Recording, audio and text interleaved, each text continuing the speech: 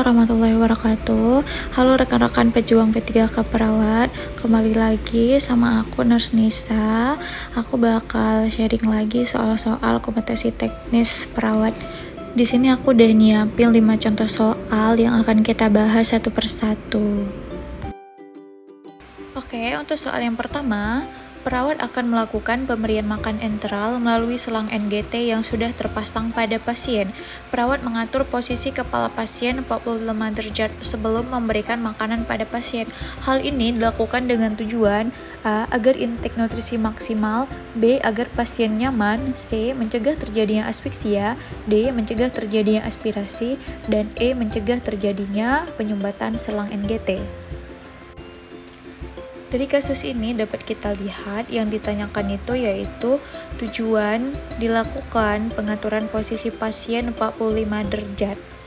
Nah, kita tahu pada saat pemberian makan pasien yang terpasang NGT itu hal utama yang harus benar-benar diperhatikan adalah posisi pasien, di mana harus dengan posisi 45 sampai dengan 90 derajat. Hal ini dilakukan dengan tujuan A. Agar intake nutrisi maksimal. Oke, benar, agar makanan dia masuk itu mengikuti sesuai dengan gravitasi ya, tapi ini jawaban ini kurang tepat. Untuk pilihan B, agar pasien nyaman, oke, ini juga benar, dengan posisi tersebut akan membuat pasien menjadi lebih nyaman, tapi jawaban ini kurang tepat. Yang C, mencegah terjadinya asfiksia. Asfiksia ini biasanya terjadi pada bayi ya, dimana terjadinya kurangnya kadar oksigen di dalam tubuh. Ini juga tidak tepat. Untuk opsi D, mencegah terjadinya aspirasi. Nah, ini adalah jawaban yang sangat tepat. Pengaturan posisi pasien 45 sampai 90 derajat itu pada pasien yang akan diberikan makan enteral melalui selang NGT ini akan mencegah terjadinya aspirasi makanan yang dimasukkan melalui selang, untuk mencegah makanan tersebut itu masuk ke saluran pernapasan seperti paru-paru. Hal ini bisa berakibat fatal, jadi harus benar-benar diperhatikan ya. Kemudian untuk opsi E itu juga kurang tepat. Nah, jadi untuk soal yang pertama itu jawaban yang tepat itu adalah mencegah terjadinya aspirasi, yaitu opsi D. Lanjut ke soal nomor 2, seorang perempuan berusia 24 tahun mengalami luka bakar di bagian wajah, lengan kiri dan kanan bawah, serta kaki kiri bagian depan. Berapa persen derajat luka bakar yang dialami pasien tersebut? A. 18%, B. 22,5%, C. 27%, D. 31,5%, dan E. 36%. Nah, untuk menghitung persentase luas luka bakar itu menggunakan prinsip 9 of rule ya. Nah, jadi di si pasien ini dia mengalami luka bakar tuh di bagian wajah, lengan kiri dan kanan bagian bawah serta kaki kiri bagian depan. Nah, di sini aku gambar dulu wajah. Gambarnya agak jelek ya. Untuk bagian kepala sendiri itu dia 9%. Kemudian bagian tangan itu 9%. Bagian kaki itu 18%. Dada 18%. Dan punggung belakang juga 18%. Nah, jadi di kasus ini si pasien ini mengalami luka bakar di wajah. Nah, untuk bagian kepala kan ada 9%. Berarti kalau untuk wajah itu separuh dari 9% ini, berarti 4,5%. Kemudian lengan kiri dan kanan bawah. Nah, tangan kan 9%, sedangkan dia tuh mengalami luka bakar di lengan kiri bagian bawah. Berarti separuh dari 9%, 4,5. Ini lengan kiri, lengan kanan juga separuhnya 4,5. Terus kaki kiri bagian depan. Nah, bagian kaki kan dia masing-masing 18% tuh. Ini karena hanya si pasiennya hanya mengalami di bagian depan saja, berarti separuh dari 18% yaitu 9%. Nah, jadi kita totalkan 4,5 tambah 9, 9 tambah 9, 18, 22,5. Nah, jadi luas luka bakar yang dialami pada pasien tersebut adalah Yang opsi B 22,5%. Nah, kalau untuk bagian genitalia itu 1% ya teman-teman. 1% sama untuk area-area yang lukanya itu tidak terlalu luas, itu bisa digunakan metode palmar area dengan menggunakan telapak tangan. Nah, jadi dia dihitung 1%. Lanjut ke soal nomor 3, seorang perawat melakukan home visit pada perempuan berusia 55 tahun dengan diagnosis medis diabetes mellitus. Hasil pengkajian terdapat ulcus diabeticum di pedis dextra positif, GDS 110 mg/dl. Diketahui pasien jarang menjaga kebersihan kakinya. Edukasi kesehatan yang perlu diajarkan pada pasien dan keluarga adalah A. Cara penggunaan insulin, B. Perawatan luka DM, C. Diet DM, D. Senam DM, dan E. Cara pemeriksaan kadar gula darah. Nah, di sini yang ditanyakan yaitu penkes yang harus diberikan pada pasien. Nah, pada kasus kita dapatkan data si pasien ini DM ya. Kemudian dia ada luka DM di kaki bagian kanan dan lukanya itu terdapat pus atau nanah. Untuk GDS-nya di sini bagus, normal. Dan permasalahan yang ditemukan adalah pasien ini jarang menjaga kebersihan kakinya. Nah, ini bisa jadi pemicu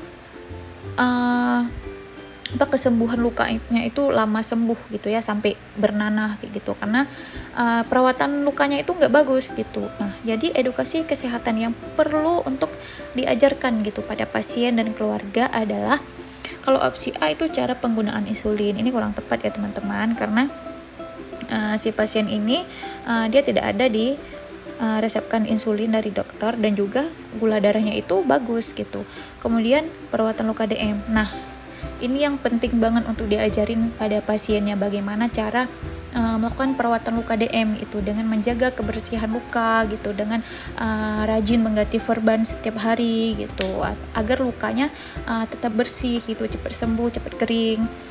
Kemudian untuk diet DM ini juga kurang tepat ya, karena di sini tidak ada data kalau pasiennya ini suka mengonsumsi makan-makan yang terlalu tinggi gula segala macam.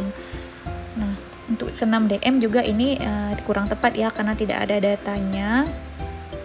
Kemudian yang E, cara pemeriksaan kadar gula darah, ini juga kurang tepat ya. Nah, jadi untuk soal nomor 3, jawaban yang tepat itu adalah yang opsi B, yaitu memberikan penkes perawatan luka DM. Lanjut ke soal nomor 4, pasien anak berusia 9 tahun dengan anemia dan HB-nya itu 6 mg/dl sedang mendapatkan pemberian transfusi darah. 15 menit saat transfusi berlangsung, anak mengeluh sesak napas. Tindakan yang harus segera dilakukan adalah A. Melaporkan pada DPJP, B. Memberikan terapi oksigen, C. Menghentikan transfusi, D. Mengguyur cairan NaCl 0,9%, dan E. Memberikan terapi injeksi dexamethasone 1 ampul. Oke, kita lihat di soal. Pertanyaan yang ditanyakan adalah tindakan yang harus segera. Berarti segera dilakukan, nggak boleh ditunda. Kalau ditunda itu bisa berakibat fatal. Nah, dari kasus kita lihat si anak ini sedang mendapatkan transfusi darah dan transfusi darahnya ini sudah berlangsung selama 15 menit ya. Namun saat pemberian transfusi darah ke 15 menit ini si anak mengeluh sesak napas gitu. Nah, berarti di sini si anak ini udah mengalami alergi transfusi gitu. Nah, jadi tindakan yang harus segera dilakukan oleh si perawat adalah yang opsi A itu melaporkan pada DPJP atau pada dokter ya, dokter penanggung jawab pelayanan, dokter penanggung jawab si pasiennya. Nah, opsi ini kurang tepat karena ini akan memakan waktu ya. Belum lagi kita harus hubungi dokternya, belum lagi nunggu respon. Kalau iya segera direspon gitu kan. Nah, jadi ini kurang tepat. Kemudian pemberian terapi oksigen juga kurang tepat ya. Kemudian menghentikan transfusi. Nah, ini opsi yang tepat, di mana ketika seseorang yang sedang diberikan transfusi kemudian mengalami gejala seperti kayak sesak napas, itu artinya dia alergi, maka harus segera dihentikan saat itu juga gitu ya, langsung stop transfusi darahnya, kemudian dilakukan pemeriksaan TTV pada pasien, baru lapor ke dokter. Selanjutnya itu tergantung instruksi dari dokter apakah dianjurkan untuk pemberian terapi oksigen ataupun dengan guyur cairan NaCl ataupun tindakan-tindakan lainnya sesuai dengan instruksi dari dokter. Jadi jelas ya teman-teman, kalau pasien yang mengalami reaksi alergi saat transfusi itu, tindakan yang harus segera dilakukan adalah menghentikan transfusi tersebut. Oke, ini soal yang terakhir, yaitu perawat akan mengajarkan etika batuk dan bersin yang baik dan benar pada masyarakat di desa X. Etika batuk dan bersin yang benar adalah: A. Menutup hidung dan mulut dengan sapu tangan yang dipakai berulang. B. Menutup hidung dan mulut dengan tisu atau lengan bagian dalam. C. Menutup hidung dan mulut dengan tisu atau lengan bagian luar. D. Menutup hidung dan mulut dengan baju. Dan E. Menutup hidung dan mulut dengan tangan.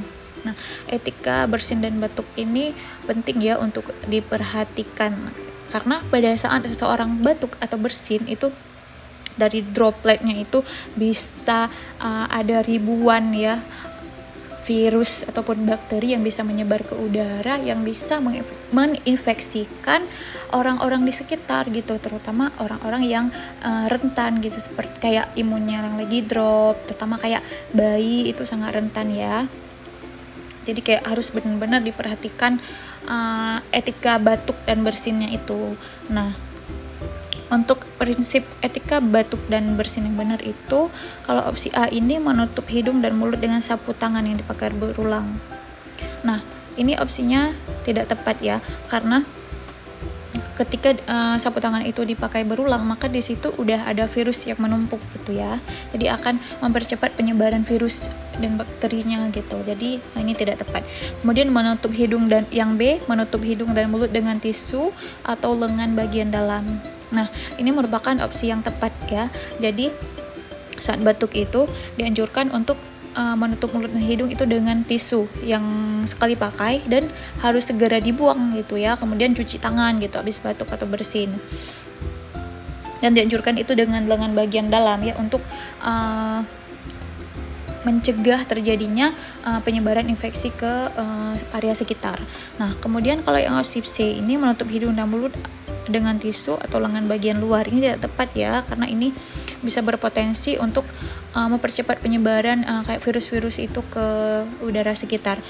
Kemudian yang D, menutup hidung dan mulut dengan baju, ini juga tidak tepat ya. Kemudian yang E, menutup hidung dan mulut dengan tangan. Nah, ini sangat-sangat tidak tepat, karena ini akan mempercepat penyebaran infeksi. Itu kadang kalau kita menutup mulut dan hidung tuh kayak dengan tangan, kadang kita nggak sadar tangan tuh kita megang HP, megang apa segala macam. Nah, jadi virus tuh udah nempel di mana-mana. Nah, jadi opsi yang tepat pada soal nomor 5 ini yaitu opsi B ya, menutup hidung dan mulut dengan menggunakan tisu sekali pakai dan dengan bagian dalam. Bisa juga dengan menggunakan masker gitu ya. Jadi akan mencegah penyebaran droplet ke udara. Oke teman-teman, sekian dulu pembahasan soal pada video kali ini.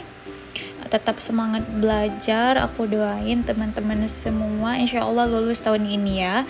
Jangan lupa untuk like, komen, dan share video aku, sama jangan lupa subscribe ya guys, biar aku tuh makin semangat gitu bikin video-video pembahasan soal kayak gini. Semangat belajarnya, see you on next video. Assalamualaikum.